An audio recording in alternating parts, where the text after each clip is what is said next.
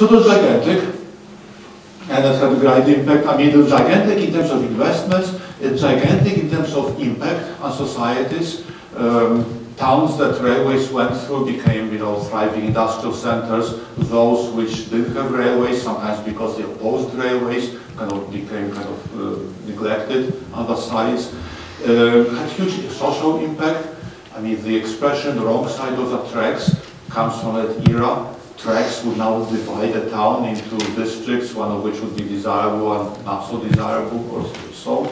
There was certainly lots of opposition to railways because of the social impact. Aristocrats would worry about their favorite hunting grounds being destroyed, or else about the democratizing effect of third-class passengers traveling as fast as first-class passengers. Something, in the society of the days, that was not a proper situation in that case. Huge impact. But I'm talking primarily just about the motivation for investors. What was it that convinced them to put all this money into it? And so, I talked about it already. Now, in terms of similarities to the internet bubble, there are lots of them. Here is just a couple of amusing ones. So one of the key mantras of the internet bubble, which led people astray, was the notion of internet time. That now new generations of systems or products would be coming out every 6 months, 10 times faster than in the old world. And there was a little bit of truth to it. If you looked at major releases of the browser, it was famous battle or war between Netscape and Microsoft. Indeed, there would be major releases of the browser twice a year or so. Okay. Something similar occurred and animated much of the development a century and a half ago. Notion was of railway speed. People would be talking about moving at railway speed, legislating at railway speed, and such like. Railway time would be an even closer analogy, but railway time was being used for something else, namely the uniform time that railways were imposing on society, which again, against strong opposition. Before railways arrived, each town would have its own notion of time, depending on when the sun was, at its zenith in that locality, but that was interfering with efficient communication by railway, so that it's fast enough. So therefore, uniform time or time zones were brought in. So it's really internet time corresponded to railway speed.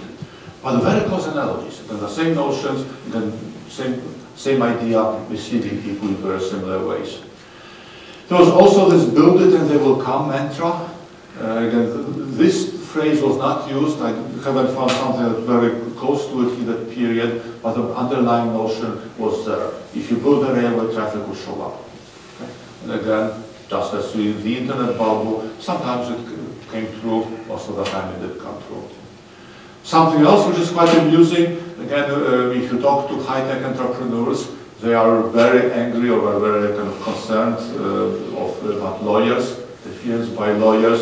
Well, during the railway mania, then there was a very important role for lawyers. They make piles and piles of money or so, and they're also widely hated. There's a quote here from a weekly publication. It says, "We hope someday to gaze down Oxford Street's long vista and behold every lamppost adorned with a pendant lawyer." So, this is one of the amusing things. There are many other analogies we can pursue, but let's skip it. Now, to show you the magnitude of the whole event, whole phenomenon, here is another cartoon from Punch. Here, this is on the left is Queen Victoria, young Queen Victoria, who ascended to the throne 8 years earlier, or so on, and she's asking her husband, Prince Consort Albert, tell me, dearest Albert, have you any railway shares? Now, of course, this is totally ludicrous, but remember, that's the point of cartoons and jokes. They push it a little bit ways beyond the realm of what's conceivable, okay, and that's what gives them an extra bite, in a sense, and it makes them amusing. So yes, of course, this was ludicrous, but has shown you how important railways were and how people were getting excited by railways and railway investments in particular. This is 1845, while prospect of endless riches seems to be within reach of everybody. If you'd like to find a little bit about the atmosphere at the peak of speculative excitement, I strongly recommend a short story written at that time by William Aytoun called The Glenmatchkin Railway. You can find it on my homepage. I have a section of source material about early railroads, or you can simply Google Glenmatchkin. Okay, that will lead you either to the copy I have or some other copy on the internet. There are quite a few copies floating around. Aytoun was a very interesting guy. I will talk to you about him for a long time, but let's skip it. But anyway, he wrote this short story to try to deflate the bubble. And it's really hilarious. And it has these very close analogies to the dot-com promotions of a dozen years ago. Very close analogies in many ways. There's these two protagonists, Augustus Dunshammer and Bob O'Corkindale, who abhorred the work with a detestation worthy of a scion of nobility. They were eager to have a plaque in the public pigeon, and so on, and has some very funny supporting characters. It'll take about 15 minutes to read it. It's a kind of very easy read or so, and it's really great.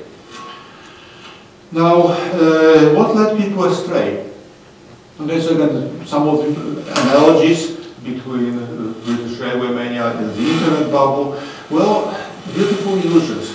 So remember the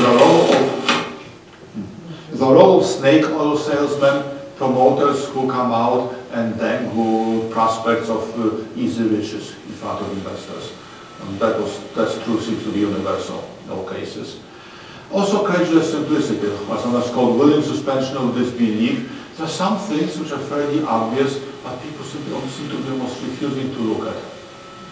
And again, to me, it's really amazing that Alan Greenspan and Ben Bernanke are still claiming that bubbles cannot be detected. Again, they're just shutting their mind with their eyes to the obvious. And there were these strange collective hallucinations. Some real notions, some were not so trivial, some of them kind of very habitual ways of looking at the world, which were becoming less true as the Industrial Revolution was picking up speed. But people were very slow to realize that the world was changing. And also what's common in both cases is presence of skeptics who had very concrete, very convincing negative information, but who were not paid attention to. Now, okay, so again, the same graph I showed you before. Here is this kind of chart showing railway promotions. So, railway mania of the 1840s is a great railway mania. About 2/3 of the money spent during that period on railways is spent during that mania of the 1840s, but 1/3 is spent as a result of this earlier mania of the 1830s. Okay. And I'm claiming it's a big railway mania of the 1840s that should have been seen to be, bound to fail. The one of the 1830s is very interesting, okay, because it's a mania that succeeds. It's the second or third largest technomania in history. So again, if you compare the amount of real investment, again, not just stock market valuation, but how much money really went into building out the infrastructure, the largest technomania is clearly the railway mania of the 1840s. The second largest is either the railway mania of the 1830s or yet a third railway mania in Britain of the 1860s. So it took 2 decades for the kind of wounds of the great railway mania of the 1840s to heal, and yet they went for another railway mania, which again burned them very badly.